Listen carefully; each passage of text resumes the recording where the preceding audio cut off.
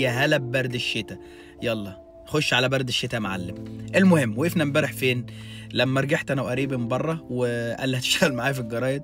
قلت له لا، انا ممكن اشتغل معاك اي حاجه الا الجرايد. رجعنا على البيت غيرته كده وقال لي يلا اوديك السكن بتاعك. طلعنا على السكن الجديد، اول سكن ليا في هولندا، في اول يوم ليا في هولندا. رحت سكنت مع ناس كانوا محترمين جدا ومؤدبين جدا. هنقعد كام واحد في اوضه يا عم؟ السكن كنا حوالي قاعدين فيه 5.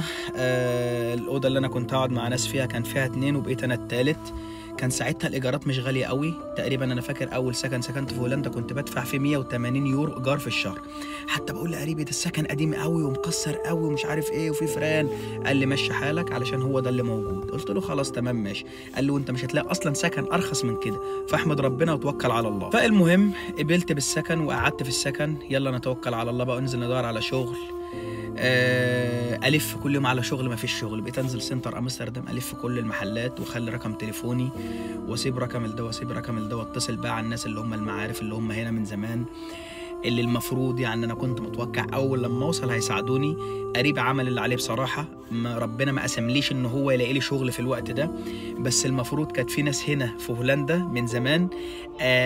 عمي كان هنا زمان وانا قبل ما اجي هولندا، فالناس دولت عمي كان وقف معاهم يعني وكان جدع معاهم. قال لي بس اول ما تروح عرفهم انك وصلت وهم هيساعدوك ومش عارف ايه. انا ياما وقفت معاهم، جبت لهم سكن وجبت لهم شغل ومش عارف ايه.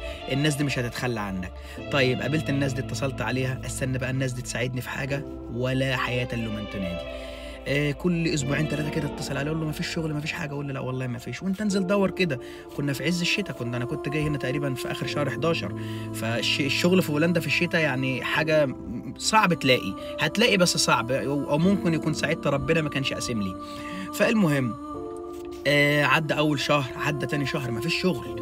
بنزل كل يوم ادور على شغل والله مش لاقي شغل. وكل شهر بروح اجيب من قريبي فلوس علشان ادفع الايجار وعلشان اكل واشرب وحاجات زي كده يعني.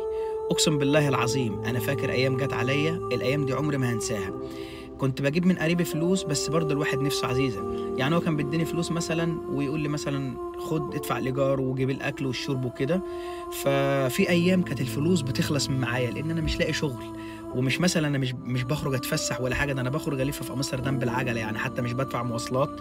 فاقسم بالله كان بيجي عليا ايام انا ما عنديش 1 يورو في جيبي، وكنت مثلا ببقى جايب اكل عين وكده. اروح مثلا افتح الدولاب بتاع المطبخ علشان اطلع الاكل، والله العظيم كنت بلاقي عيش معفن. فاكرها.